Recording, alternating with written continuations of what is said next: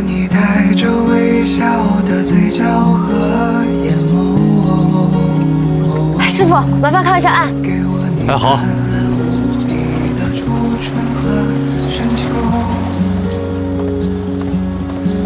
给我你未经雕琢的天真和自由。给我你周先生，好久不见啊！你好，美丽，多谢你这么照顾诗怡。你老公来了，我们先回去了啊。嗯，再见，拜拜。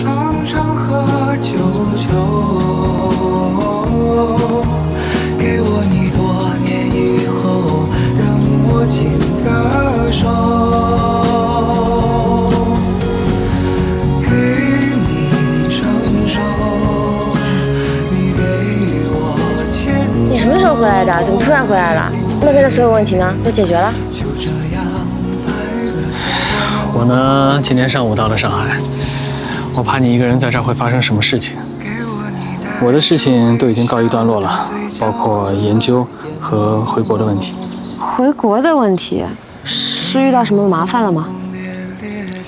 没有麻烦，是我之前那些同事太舍不得我了，极力的想挽留我，仅此而已。还有什么问题啊？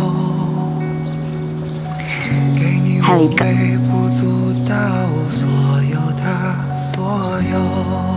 这次突然回来，有没有一部分原因是因为想我了？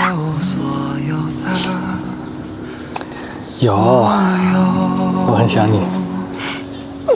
那你不走了？不走了。好。你刚才为什么那么刻意的看王运东啊？向失败者致敬。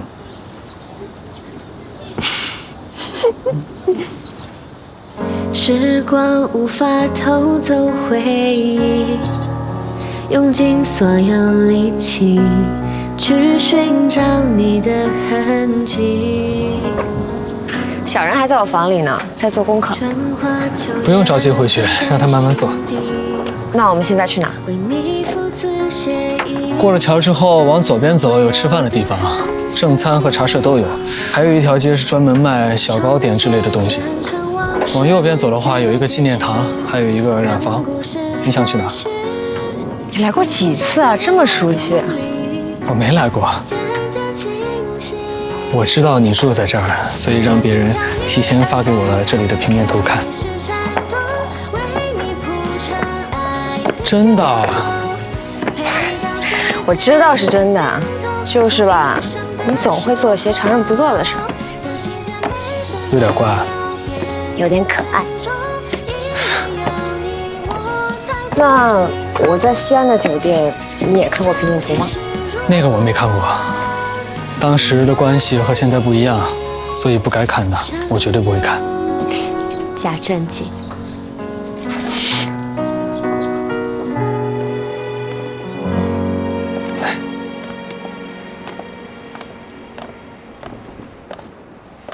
怎么没人看着呀？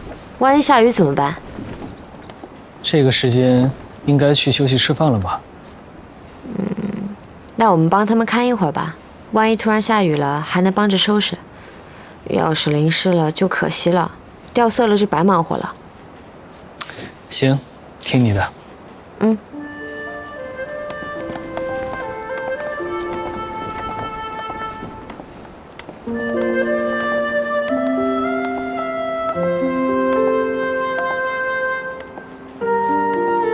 我突然想到一个电影的情节，是我配过的。说来听听。